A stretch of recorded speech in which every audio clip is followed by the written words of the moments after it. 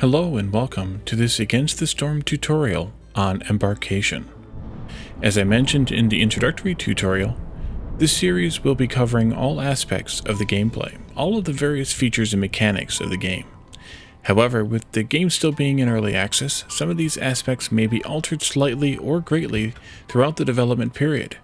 When that happens, I plan to provide some kind of update, either with an updated tutorial video or at a minimum as a pinned comment. With that said, let's get started. So now that we've covered things like the world map and species, playable species, and the world biomes in the game, now the next thing you would do is embark on an adventure to a settlement.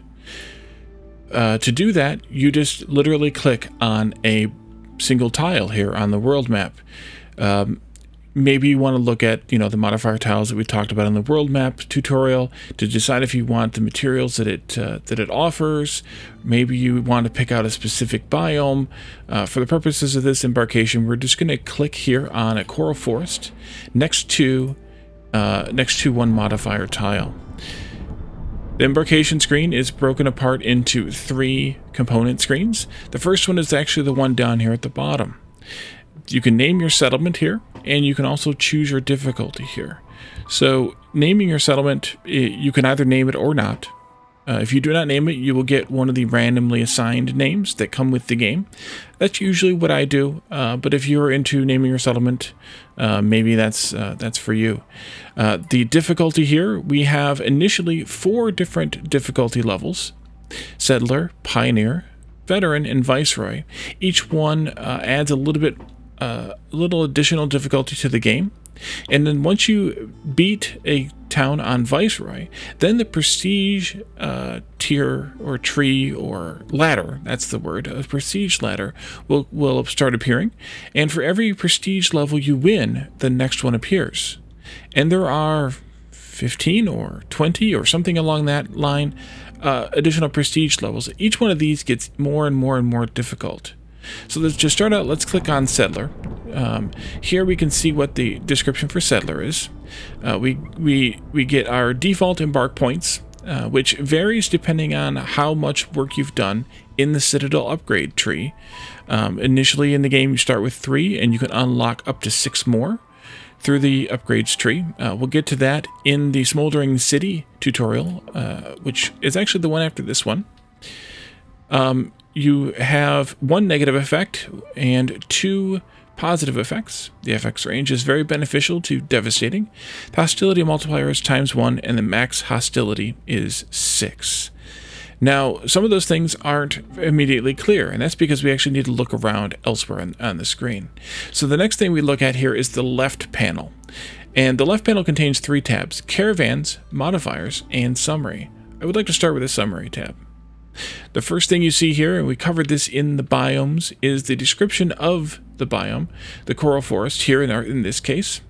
This tells us the general story behind the coral forest, and also shows here the difficulty level we've chosen. And again, we have this pop-up available. The length of the game: 12 reputation points, 14 impatience points. I'll cover those in a later tutorial as well once we actually get into the settlement gameplay. The size of the map, and the soil quantity, the farmable soil quantity, which I will also cover in a later tutorial. Here in the rewards, this depends upon a couple of things, 3 things at least. First of all, what the difficulty is.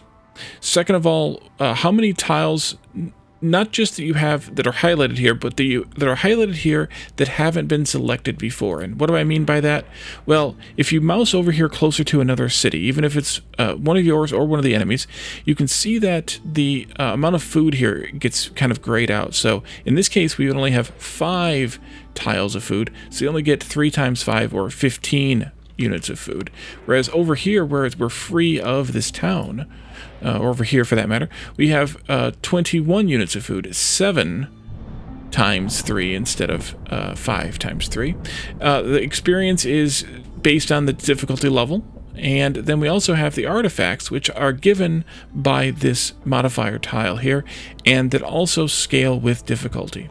So if we adjust this difficulty level to, say, Pioneer, you can immediately see that the amount of resources we get jumps up. We now are at 7 times 6 resources, so it doubles the amount of food, and we get 13 artifacts from this mission and 70 experience. Veteran, it's 70, 21, and 140. Viceroy, 91, 26, and 175. And then the prestige levels don't give you, well, they do eventually give you more resources, actually. Slightly more. The modifier resources, anyway.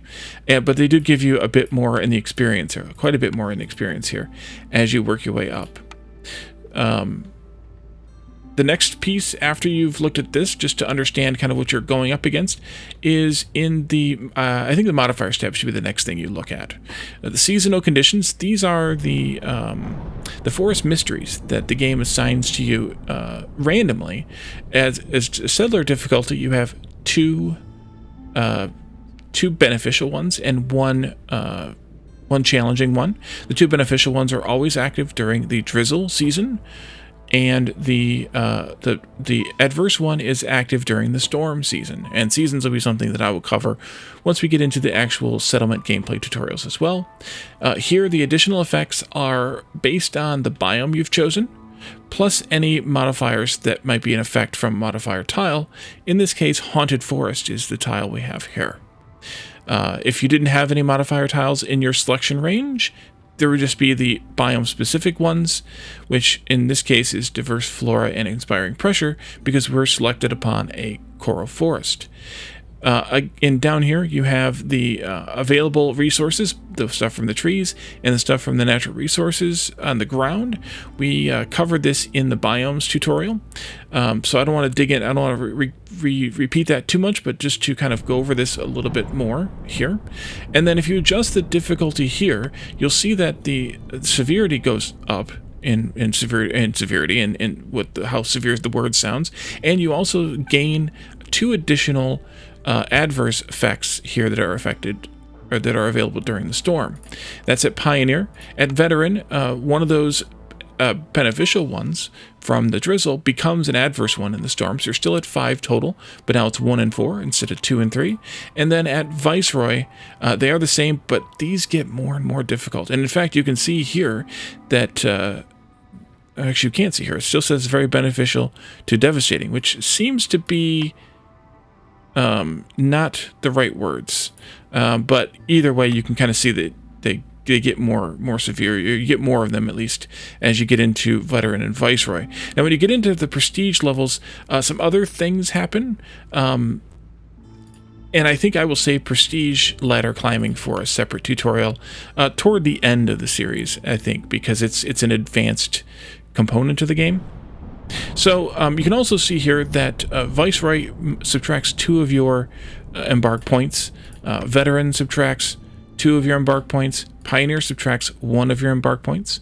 The effects there that are shown, the number of effects are these here, and then the hostility multiplier, I will cover more in the hostility tutorial, but it goes from 1x at Settler to 2x, or 1.5x, sorry, at Pioneer, to 2x at Veteran, to 3x at Viceroy. And also notice the max hostility goes up. It's 31 at Viceroy, which is, I don't know if you can actually hit that and still be able to survive. Prestige then takes it up, I believe, a bit more. You just need more reputation to win. Okay, I lied. I haven't played Prestige in a while, so you'll have to forgive me for that one. So that's the difficulty in combination with the modifiers screen. Finally, you have the Caravans tab here. The Caravans allows you to pick from a sample of 1 or 2 of the 3 races you'll get to take with you. If you have unlocked the Harpies, or in the future from now, from the recording of this, if you have unlocked the as of yet unannounced 5th race, you will take 3 of those 4 or later on 5 races. If you have not yet unlocked the Harpies or the 5th race, then you will always have humans, lizards, and beavers as your choices. Now, this caravan screen does not change no matter where you click on the map. So we will always have those same groups, those same resources, no matter which one of these little nodes we click on, the caravans stay the same. So you get the caravans should not be an influence as to which embarkation tile you take, because they're the same.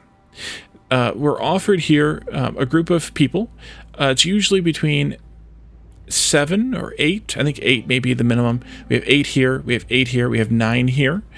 And you can sometimes get a bonus of 2 additional people as part of the embarkation sort of package here. Included with the embarkation here is a sampling of food, usually 2 to 3 stacks of food. Sometimes there's cooked food in here, sometimes there's not. Parts are always a standard. Wildfire essence is always a standard. Wood is always a standard, and coal is always a standard. At the same amounts, these amounts increase as you level up in the one of the buildings in the upgrades tree. And we'll cover that, as I mentioned, in the Citadel tutorial. But these are all always the same between the three. So really the focal point is, do I want a little more food? Do I want some odd special resource like amber or water skins or clay or oil or simple tools in these cases? Or do I want some extra food, as I said? Or do I want, what do I want? Really, it almost doesn't matter, because, the food matters a little bit because you get a little bit more or a little bit less. Clay is interesting, especially going into the coral forest, because there is no clay on the ground in the coral forest, so you have to get clay from another source. So that might be a useful thing. And also, as an adage also is, one person is better than no people. And so 8, 8, and 9, this extra person here is better than not. So that's a very strong component, even though you don't have as much strength in the bonus resource area here with just one kind. But that may be outweighed by that additional person. Your mileage may vary, but that may be outweighed by that. And then finally, we have our embark bonuses here. And these offer, for this many embark points, that's these, a certain number of resources. I personally like to always take wood with me. It's always cheap. It's a good size stack, and it helps you get that initial building going. Some of the other things you can unlock here, herbalist camps, small farm, trappers camps, foragers camps, plantation, herb garden, all of these here even are all unlocked via the upgrades tree. When you start the game over from scratch, you have like 3 things to choose from. It might be these first 3, perhaps. The rest of the stuff unlocks as you progress through the game. Taking clay or stone is a decent choice. Perhaps even more so than the brick in this case, which means you'd have to make it into brick. But spending 3 points on 14 brick is probably a little bit more expensive than spending 2 points on either 42 clay or stone to make the same amount of bricks. Likewise, if there is some sort of a plant fiber or whatever, reeds, that is offered here at some point, that may be better than buying the fabric. And you may or may not want to buy the wood. At 2 points, I would consider it. At 3, I probably wouldn't. And then, of course, you have a few food options. There are fuel options here, but I probably wouldn't spend 4 points on coal unless you, for some reason, we're going to desperately need coal. Maybe into the prestige ladder or something. I'm not sure. Oil's not a bad thing, but I don't know if I would take that either. Amber's an interesting choice. And the buildings and the other things here are also very interesting choices. And these last 4 here ship you 3 of whichever of these services-based resources you might need every minute, which is kind of an interesting bonus. And then once you've done all of that, once you've selected your caravan you'd like, you've named your settlement if you'd like, you have your difficulty set correctly, you've picked your embark bonuses and spent all your embark points, then you just click embark and you start the game. And that's where this tutorial will end, except I have one additional piece. I want to switch into a brand new save. And I want to show you just the difference in the Embark screen, especially with the resources and some of the numbers over here at the beginning of the game, so that you're not sort of thrown off comparing your game to mine, because this is the game that I've unlocked this is the save that I've unlocked everything on. So I'll be right back with that. And welcome back. At the beginning of the game, you also only have 2 caravan choices. The third caravan choice is unlocked as part of the upgrades, or maybe a deed. I can't remember now. The Embark bonuses here are just eggs, roots, and wood. But you can see that we went from 20 to like 42 through various upgrades available in the game. So that's a thing to keep an eye on. As I mentioned, you start out at 3 Embark points, and you earn 6 more through your upgrades tree. The goods here are at 30 instead of 42. These might have been a little bit less than 42 because they're at 20, but yeah, they're at 28, or no, whatever the number is. They're less here than they are toward the end of the game. Here's an example of the 2 additional villagers available. And you can see even here that the parts are at 20. I think they might have been 28 before. Wildfire Essence, we had 3, and things like that. So you can kind of see the difference here from where you start the game to where you sort of complete the game, if you can ever call a game like this truly complete. So thank you all for joining me for this tutorial. There will be more tutorials coming in the days to come, and probably in the weeks to come. And we will return to also or continue doing the simultaneous Let's Play series here on my channel as well, on a daily basis at this point, and then we'll probably go to 3 or 4 times a week. Keep an eye out for those, and let me know in the comments or in Discord. You can find that link in the description below if you would like to have a specific tutorial, especially on something that I've already gone through. If there's something you need to clarify, if there's something that I need to explain better, let me know that as well. And thank you for watching, and I will see you in the next tutorial. Bye for now.